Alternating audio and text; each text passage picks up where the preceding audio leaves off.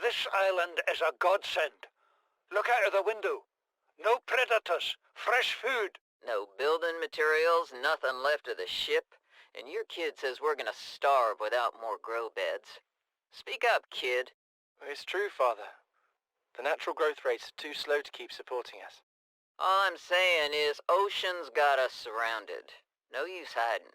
Sooner or later, we'll get our feet wet. The rest of your life may have been a fight, Maida, but I've made my decision. You want to forfeit your emergency pay to take a swim? Go ahead. Believe me, I'm thinking on it. Son, I said wait for the storm to pass. Your life's more valuable to me than a plant patch. You stopped being in charge when the ship you were captaining sunk. I'll stop being in charge when you take charge of yourself. Say, Chief. Chief! What? You know how to drain those grow beds of 40 tons of storm water?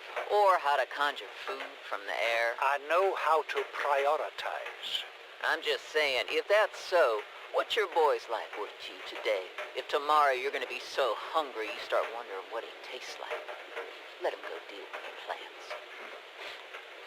Son, go deal with the plants. Bart Torgal has disembarked the Habitat. Interfere with my family again, and when rescue arrives, I will leave you here. Do you understand me? No rescue coming, Chief. Not in time. And no staying here neither. This rain keeps falling, sooner or later this place will be buried. Only choice we got is whether to get buried with it. You see, Chief, you brought us to this sodden planet. Told us we'd see a lush payday. Now what do we got some 6 weeks later? A dead crew, a habitat that's half buried, food washed away. I suppose the executive decisions would be better left to someone with your extensive experience of hitting people in the face.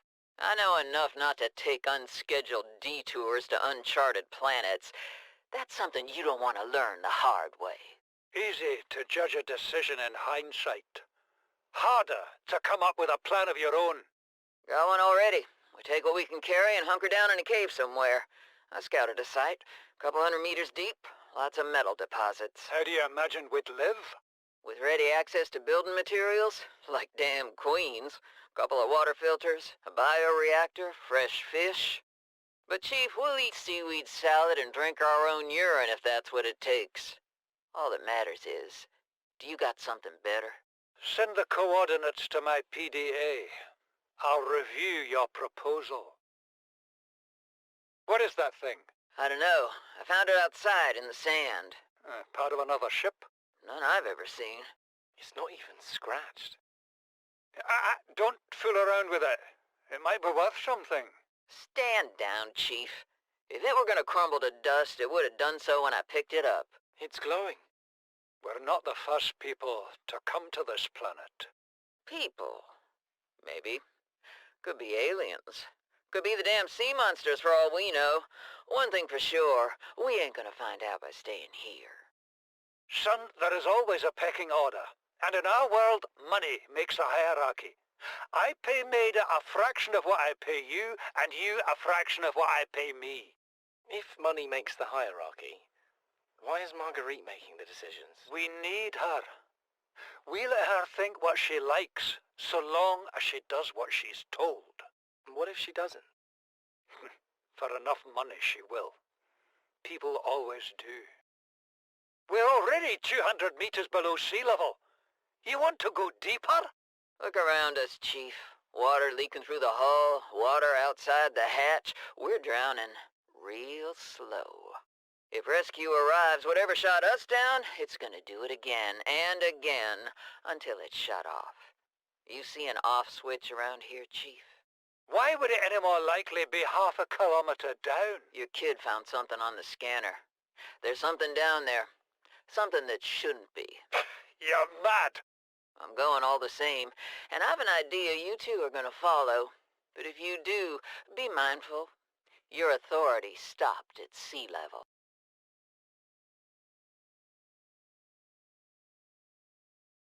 Please, stop fighting and listen. We're sick. What? How? You've been coughing, right? Feeling itchy? Blisters? Yeah. The biometrics would have warned us if we were sick. It's something new. It's not in the database. Come on, then. What's it gonna do? Turn us inside out? Dissolve us into jelly? It's an alien bacteria. It's everywhere.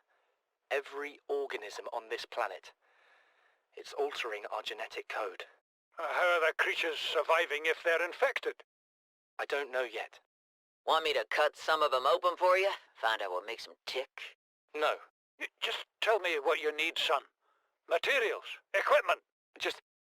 Can I have some quiet? I need some time to think. Marguerit Maida has boarded the habitat. What are you so happy about, Maida? Say, kid, I brought you something. Is that a Leviathan outside? Towed it home on the back of the sub. You killed that thing? It's still breathing. I was about to finish the job, but I can stay and chat if you'd like. No? Then make yourself useful and pass me that hardened blade. Are you out of your mind? You brought that thing here? What if it's not as dead as it looks? What if others come? You prefer it got curious and came of its own accord, or got messed up and dragged here? When we get off this planet, I am going to drag you through every court in the damn Federation. I have had it with you risking our lives. Oh, stow it, Chief. The kid can't kill this disease without fish to study. I'm just bringing him home. But tell her. Tell her I'm right. You're both wrong. Marguerite, I can't find out how they resist the bacteria if you slaughter them all. It ain't always they oblige in coming in alive. He means you're being reckless. Father, the outcome's no better if we hole up in here and don't go outside. That we have to find a middle way. There is no compromise. Not while she's on my sea base. Your sea base? I'm going outside. Bart Torgal has disembarked the habitat. Bart, come in. It's dangerous. Damn it, boy. I know you can hear me. Chief, get off the radio and put on your helmet. What? Brace!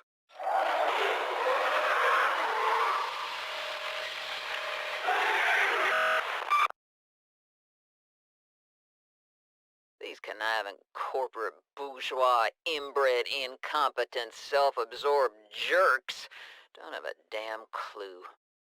The kid's not so bad. He's even useful. But I swear, everything that comes out of his father's idiot face is a narcissistic lie. He wants to stay in this cave, his problem. I'm the one doing the heavy lifting. When sea monsters are hunting you, you don't hide. You hunt the sea monsters. Then you build a bigger boat out of sea monster bones and you hunt bigger monsters. Keep going until there aren't any monsters left to hunt you. I'm going deeper. I'm gonna find what shot us down and I'm gonna tear its damn heart out. I started the prep work. The kids taught me how to make enameled glass. I've started stockpiling metal ores to build myself a sea moth. I'll raid the indoor grow beds before I leave. I thought it might get claustrophobic living underwater. Father feels it is. He'd tell me it was childish, but I stare out of the window and sometimes I think how lucky I am to see this world up close. Back on the island, I wouldn't have believed the creatures that live down here. The fish, they glow. There's one that's 90% eyeball. Snakes twice the length of a habitat compartment. Certainly, it's not all friendly. Most of the plant life is toxic. I learned that the hard way. But I've managed to coax some marble melons into growing indoors.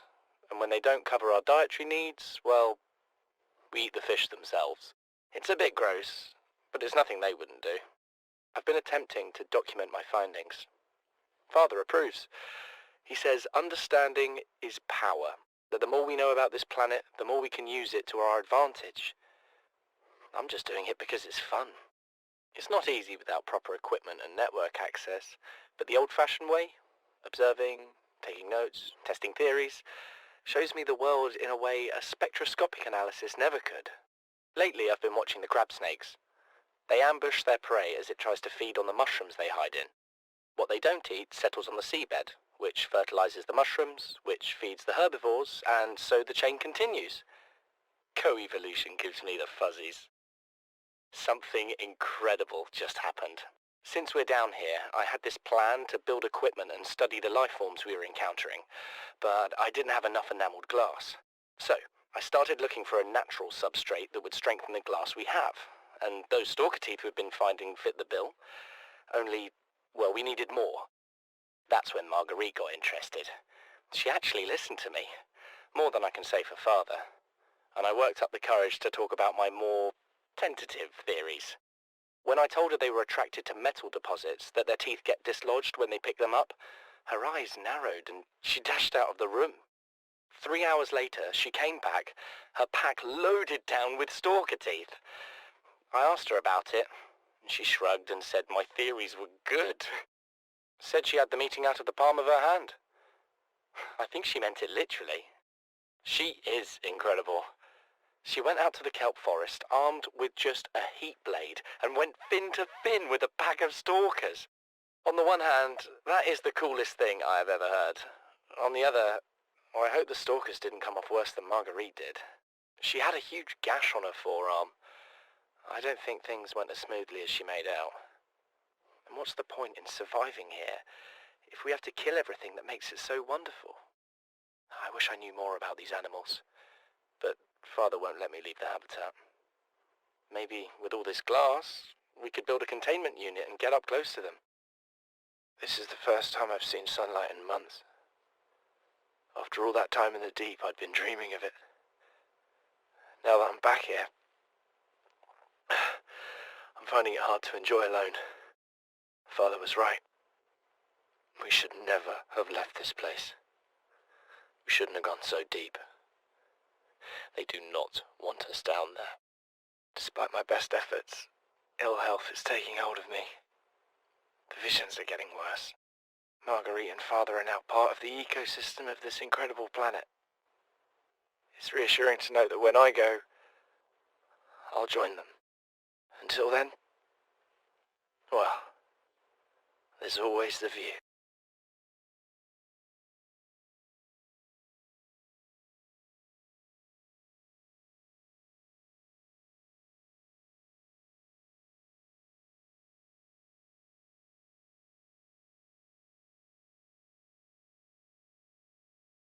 Chief's log, 5 weeks since the crash. The only other survivors are my son, Bart, and Maida, the cut-price mercenary I commissioned for the journey. After days drifting in the life pod, rain hammering on the roof, the weather cleared and we washed up here. I had Maida salvage the Degasi wreck, set Bart to finding us a stable source of food. His education is paying off sooner than I'd anticipated. Our only problem is Maida. She says the weather's going to turn. I say she's finding excuses to risk our lives. I imagine she's not going to weaken her life without a physical altercation, and she's itching for a fight. In every judgment she makes, things go from bad to worse. If she had my experience, she'd have more faith. Humans have spent millennia specializing in how to shackle nature to our will. This planet won't cause us any new problems. My one task now is to keep us alive, as comfortably as possible, until the insurance company arranges rescue. In this part of space, that could be months, or even years. You know what Maida told me today? She wants to build a habitat 500 meters below sea level, more than a kilometer northeast of here. And she needs Bart and I to do it. She's got it into her head that she can save us if she just acts recklessly enough. But I've hauled Star Wars to Neptune, Plasteel to the Federation. This family operates 9 different mining colonies across the Ariadne Arm. Maida thinks she's better suited to lead. Her contract still says otherwise. But I just cannot damn well tell whether it's the stupidest idea I ever heard, or my only hope. I turned 80 years old last week. I thought I had another 80 in me, but marooned on this planet, there's no swapping out of my liver when the old one fails. Here, I'm mortal. And Maida is useful. So, it's my responsibility to make a decision. Return to the island and hope whatever knocked the Degasi out of the sky won't do the same to the rescue ship. Or take us deeper in search of answers. And all the while be hoping old age gets me before the sea monsters do. I'll give Maida just one thing. She was right about these caves. There's enough lithium there to fabricate 100 tons of plasteel. Enough for a damn fleet of Cyclops submarines. There was nothing anyone could have done to avoid crashing here. But I was right to order the detour. If we get off this planet, they'll be talking about the Torgal share price on the other side of the Federation. Came out of nowhere. An alien kraken, bigger than a Cyclops. Tore a hole clear through the reinforced hull. I barely got my breather in time. I told her. I said others would come. The rupture threw me clear of the habitat, and the monster turned and bore down on me. Just as its tentacles came within reach, Maida appeared out of nowhere. She had a sea glide in one hand, a jagged piece of scrap metal in the other. She meant to butcher that beast or die trying. The last I saw her, she had the metal lodged in its neck as the monster did its best to shake her, contorting off into the darkness. I'm certain she got her wish, one way or another. Then I thought I saw a light deep below me. I hoped maybe Bart had swum clear. I followed it. Now I wonder whether I saw anything at all. My oxygen is low. The habitat is gone. I can't see the sky. Something surely has the scent of my blood.